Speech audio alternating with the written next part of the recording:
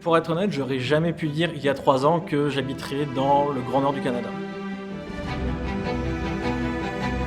La musique m'a quand même apporté énormément de choses dans le sens où c'est un lien naturel vers les autres. Quand je suis arrivé au Canada, après seulement quelques mois, j'ai commencé à vraiment faire beaucoup d'arthrite. Ça a été compliqué au niveau de ma santé.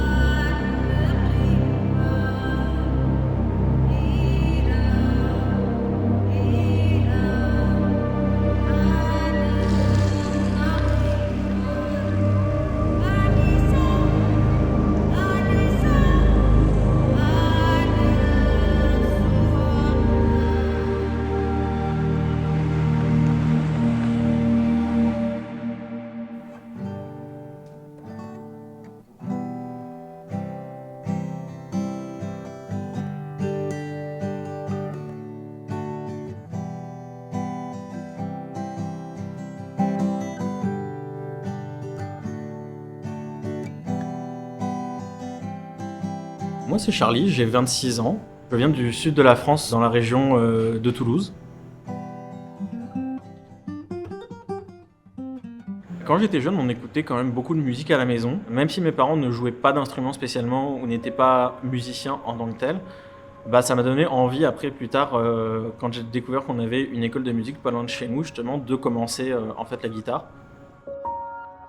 J'ai quelques chansons que je pratique. Il y a le Leyenda Asturias, qui est un morceau classique de la musique espagnole, et en fait qui est très bon pour pratiquer en fait les doigts, tout ça là. Et j'aime beaucoup aussi la vibe du morceau, la sonorité.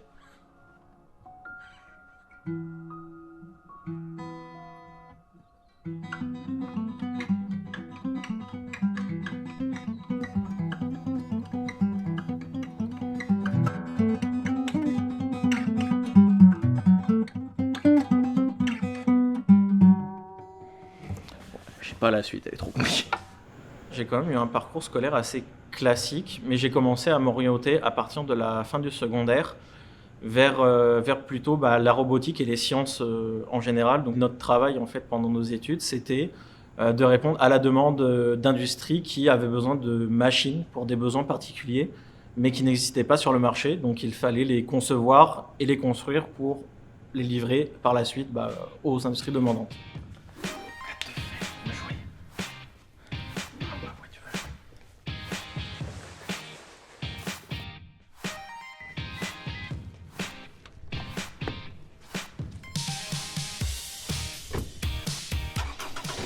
Dans mon parcours académique, j'ai décidé de venir au Canada pour deux choses. C'est que déjà, j'avais vraiment l'envie de sortir de chez moi et de partir un peu découvrir autre chose que ce que je connaissais.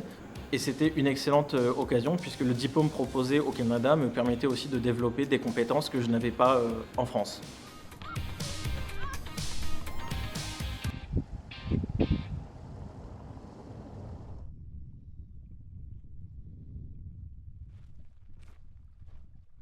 J'ai terminé mes études au Canada aux alentours de 2018-2019.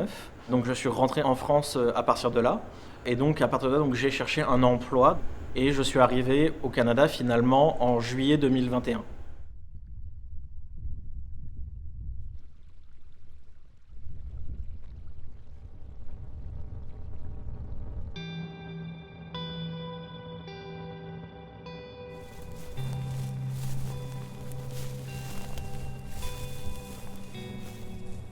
Malheureusement pour moi, quand je suis arrivé au Canada, après seulement quelques mois, j'ai commencé à vraiment faire beaucoup d'arthrite.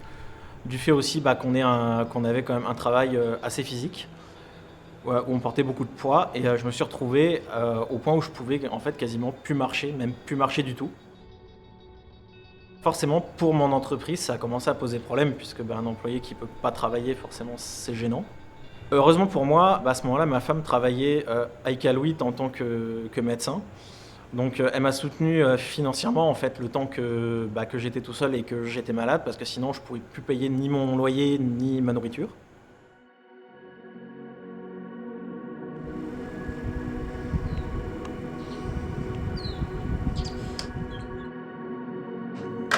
Non, c'est le mien ça. Oh, je m'excuse. Ah, t'as plus de J'ai plus de lapin. Pierre Maud, c'est ma femme depuis maintenant un peu plus d'1 an. On s'est rencontrés dans le sud de Québec quand on travaillait là-bas tous les deux.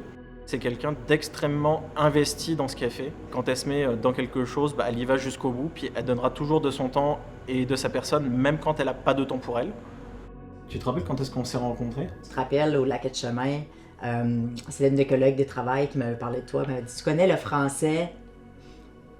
Elle avait utilisé d'autres termes par la suite. Puis j'ai dit, non, je connais pas tous les gens de la place. Surtout pas tous les Français de la place. Puis finalement, on s'est rencontrés par la suite. Non, c'est comme ça. Non. Ça va? C'est là. Non, c'est là. Ah, c'est là? là. Ouais. Ah, ok, excuse-moi. Tu sais, dans le temps que Charlie avait un permis de travail et qu'il n'était pas malade, ça allait quand même bien.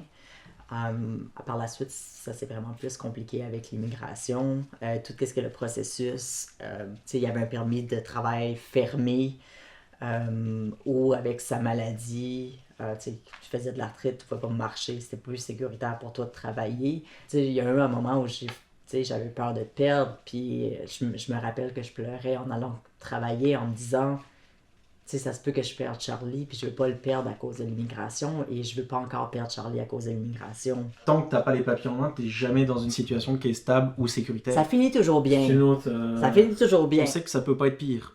C'est ça. Quand nous sommes arrivés à Iqaluit, on avait à peu près connaissance qu'il y avait une communauté francophone, mais on n'avait pas de contact, on savait pas trop où c'était, comment ça fonctionnait et tout ça. J'ai commencé les cours avec le centre de formation puisque ma femme travaillant à l'hôpital, le gouvernement paye des cours en fait. Du coup, le centre de formation a ouvert officiellement un cours de français à l'Inuktitut. C'est quoi tes nouveau yayo? Ah oui, c'est cute.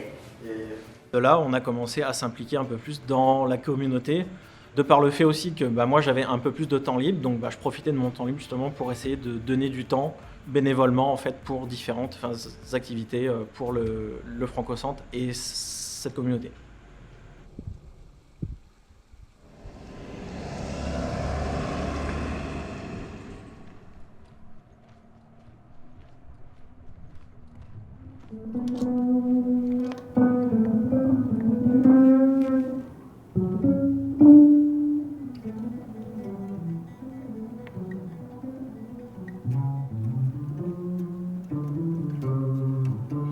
Pour être honnête, j'aurais jamais pu dire il y a 3 ans que j'habiterais dans le Grand Nord du Canada.